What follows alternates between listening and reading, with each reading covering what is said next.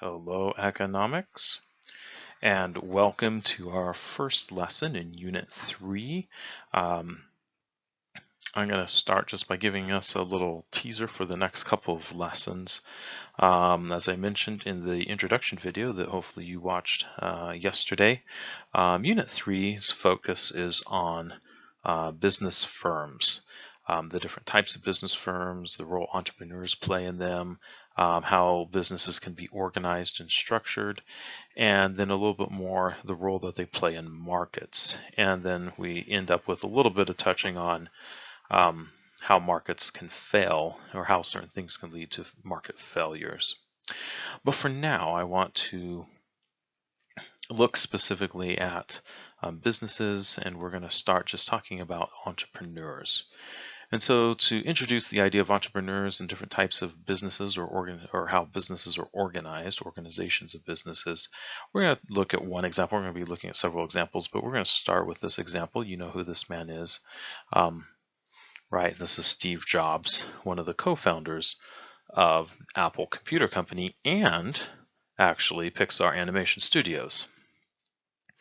Right, and he is an American success story, at least from the viewpoint of business and economics.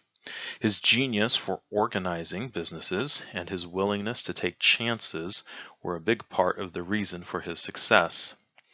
Born to a single mom in San Francisco, he was put up for adoption when he was just a week old. Jobs graduated from Homestead High School in Cupertino, California, and then attended Reed College in Oregon. Note this, he dropped out after just one semester, but credited a course in calligraphy, right? We know what calligraphy is, artistic handwriting, as the inspiration for the innovative fonts that Apple products use. After working for a computer game company and traveling, Jobs and his friend Steve Wozniak started the Apple Computer Company. He was just 21 years old at the time. They started as a partnership in 1976.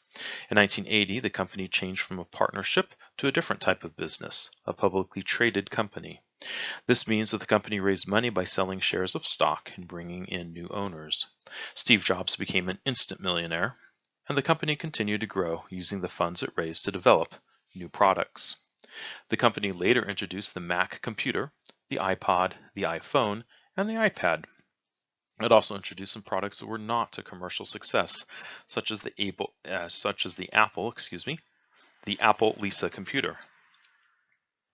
About 2,700 of which were reportedly dumped by Apple in a Utah landfill in 1989. In 2012, Apple Incorporated was the most valuable company in the world. So in these next couple lessons, we're going to explore why businesses like Apple Incorporated exist, how they are organized, and how they grow. We're also going to touch on trends and issues related to the behavior of businesses in the United States. All right, so our first lecture is actually titled Businesses in the Economy, and this is our first lecture, our first lesson in Unit 3. The first thing that I want to cover, right, is as a continuation of our introduction, this time specifically for our lecture, is that we're going to be looking at businesses or business firms, and we got to keep a couple things in mind, right? Business firms take on a life of their own. The opening of a new firm is called a firm birth. When a firm closes, it is a firm death. Over 600,000 new firms are born in the United States in a typical year. Firms don't have parents, of course, but they do have entrepreneurs who create them and try to give them the care they require. That's not so easy. Unlike humans, only half of new firms survive the first 5 years after birth. Given the likelihood of an early firm death, it takes the possibility of profits to motivate entrepreneurs to take the necessary risks. About 1 in 30 small business owners earn more than $1 million a year. Although most entrepreneurs can't expect to become millionaires, all hope to master the care and feeding of their firms well enough to successfully nurture them through many birthdays. In this lesson, we will discuss the reason for firms' existence and the role of entrepreneurs in firm birth and survival.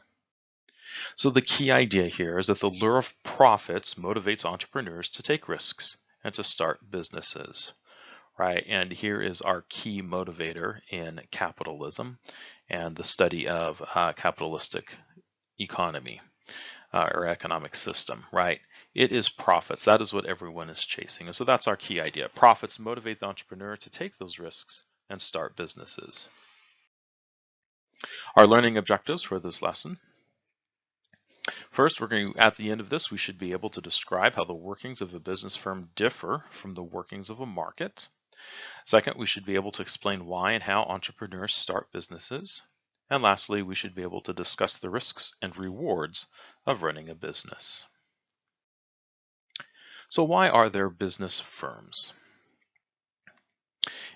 In earlier lessons, we learned how the market brings buyers and sellers together. The market determines what is produced, how it is produced, and who gets it. One place where the market plays almost no role, however, is within a company. If you ever work for a business firm, you will see that each person has a well-established set of tasks to perform.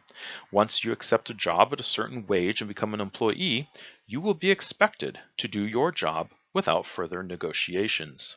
Your boss will not say, "I'll pay you $25 if you call a customer this morning." Instead, he or she will assign you the task of calling the customer. And your employer will not ask you how much money you must be paid to go to a staff meeting. You will be required to attend staff meetings, the likely alternative being that you will lose your job. Within a business, the price signals that drive markets are replaced by direction from management and established expectations. Nobel laureate Ronald Coase asked why we have business firms at all. Why not dispense with firms and let the forces of supply and demand take over the decisions currently made within firms? After careful analysis, he concluded that it is more efficient to use commands to allocate resources within a firm. Imagine if every time you had to go through an intersection, motorists stopped to negotiate a price for who can go through first, following the rules established by law, obeying traffic signals and stop signs. Makes it much easier to get across town. Similarly, workers can't negotiate every work-related decision instead of obeying the boss. The opportunity cost, remember that, opportunity cost? The opportunity cost of time spent on unnecessary negotiations can be large. Rules and commands provide a more cost-effective way to allocate labor and other resources within a business firm. Before the efficiencies of a firm can be realized, however, it takes an entrepreneur to create the firm. All right, so our first, did you get it? How does decision making in firms differ from decision making in markets? Right, so remember our discussion about how a decision is made in markets, right, where demand and supply come together. That's how decisions are made. The suppliers are told, price signals tell the suppliers how much to supply at what price, and right, for consumers, right, price also tells them how much the quantity that they may demand at different prices. All right, so think about that. See if you can't write out an answer to that. I just gave you a pretty big clue how to go about answering this question. Let's continue. The role of entrepreneurs. In 2003, no one had a Facebook page. In 2012, more than 500 million people around the world had one. What accounts for this dramatic difference? The answer is simple. In 2003, Facebook did not exist. No one had created it yet. In order for Facebook to exist, someone had to play the role of entrepreneur. An entrepreneur is an innovator and risk taker who creates new products, figures out new ways of producing things, or starts a business for profit. Entrepreneurs have the vision to see business opportunities that may not occur to others and the courage to start a new venture. They transform promising ideas into profitable business enterprises. In the case of Facebook, the entrepreneur was Mark Zuckerberg, a Harvard student. When he created his first version of Facebook, he did not have a new business venture in mind, but he soon realized that he had a good business idea. In early 2004, Zuckerberg began the hard work of developing his idea into a business. He spent a month writing the computer code for a new, more interactive website. He assembled a team to help him market the new service. Within a few months, Facebook was operating on a dozen college campuses. Over the next few years, it spread rapidly to colleges, then high schools, and finally to anyone in the world who wanted a Facebook page. By 2009, large corporations were offering billions of dollars to buy the company. Zuckerberg and his co-owners refused to sell. Zuckerberg, like Steve Jobs decades earlier, created a new product and a new company where none had existed before. But the employees of an existing company can be entrepreneurs too, when they develop a new product or a new way of doing business. An example of such a product is the Kindle, a device for reading books downloaded from the internet. It was one of many innovations developed by employees of Amazon.com long after the company was established. Employees at many large companies play the role of entrepreneur. For example, Stephanie Kwolek was a research chemist at DuPont when she discovered Kevlar, the synthetic material used to make bulletproof vests. But small businesses are a major source of innovations too. For example, you might be familiar with the chocolate chip cookie, which was invented in 1937 by Ruth Wakefield in a tourist lodge called the Toll House Inn. Here, we see a list of other examples of products created from entrepreneurial activity at small businesses. And just to read the screen here, air conditioning units, airplane, microprocessor, overnight delivery, the zipper, the defibrillator, the FM radio, contact lenses, integrated circuit, laptop computers, personal computers, and safety razor. All coming from entrepreneurs who didn't necessarily start a business, but were working within a small business or sometimes even a large business. In this case, these are small businesses, to create, right? They either create a new product, which is what we see here, or they make an existing product a little bit better. So, did you get it? What do entrepreneurs do? So go back and think about what entrepreneurs do, right? Not who they are, but what they do, right? All right, let's continue on. So what makes a successful entrepreneur? It takes a special type of person to start a successful business. The person must have the initiative and organizational skills to bring many inputs together to produce a good or service. It takes stamina to work long hours to keep the business alive. It takes wisdom to make good decisions about firm location, product offerings, prices, advertising, and the hiring of employees. An entrepreneur must have the ability to raise the large amount of money needed to launch a business. And an entrepreneur must face the high risk of firm death within the first few years of operations. Although everyone is unique, successful entrepreneurs share similar personal characteristics.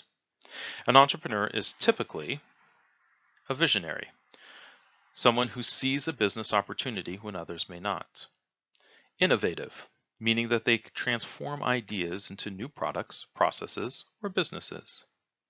Willing to take risks, meaning that they put savings and reputation on the line by starting a new venture. Optimistic, meaning that they are realistic but confident of business success. Self-motivated. They are disciplined and persistent, willing and able to solve problems. They are attentive. They learn from experts and colleagues, customers, and they recognize and adapt to market conditions. They are organized, which means that they usually coordinate and manage resources efficiently. How entrepreneurial are you? Consider this question carefully before you start a business of your own. How many of those traits can you say you have, and how strong are you in those areas? That might be a good indication of how successful you might be. as an entrepreneur, and the environments in which you are an entrepreneur, whether it's launching your own business. That may be a little different than being driven. You're part of a business firm already. You're an employee, but you're driven to make a change, to make an improvement, or to find or introduce a new product. So let's imagine you are an entrepreneur. Perhaps you have what it takes to be an entrepreneur. How would you go about it? In most cases, you'd start with an idea for a product or business. It might begin something like this. One day you are musing about the students at your school. You've noticed that some of them do not perform well in certain classes. They could do much better if they had someone to help them study. Many of these students, or their parents, would be willing to pay for that help. It also occurs to you that people who do well in those same subjects at your high school and the local college might want to earn some extra money. That's when it hits you. You could create a business to connect the students who need help with those who can provide it.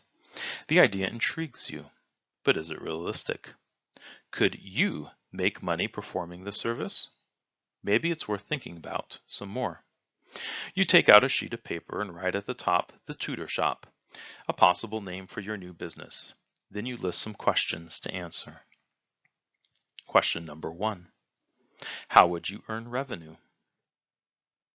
Would you collect a fee from the tutor after each session with a student?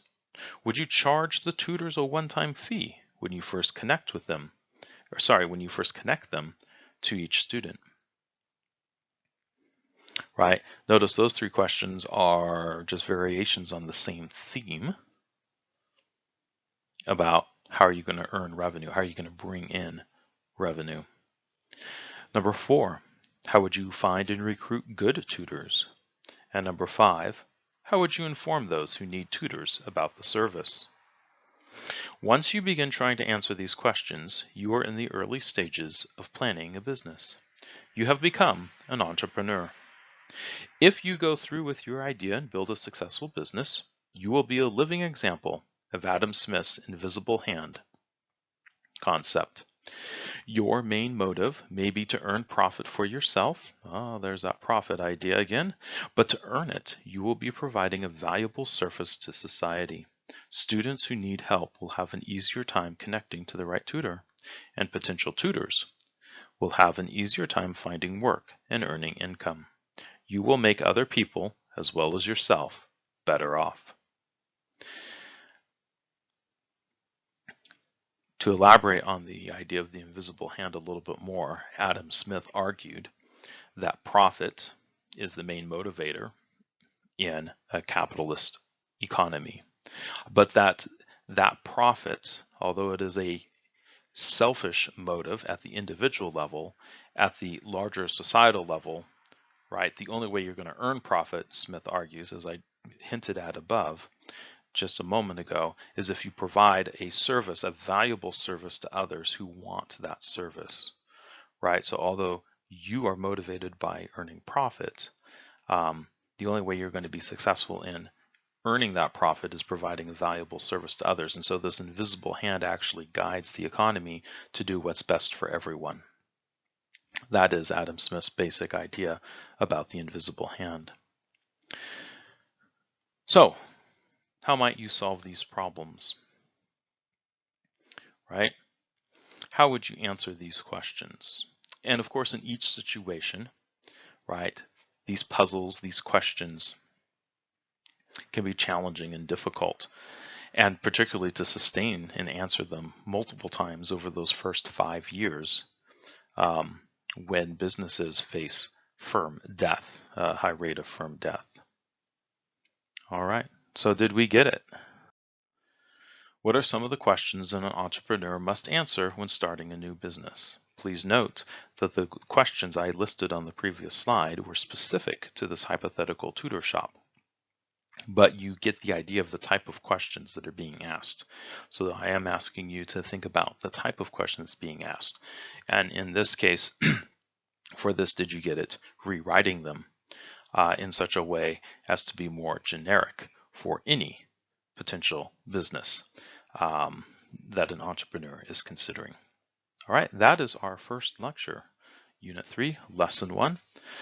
Go ahead and open up the concept check and go through that, and have a great day.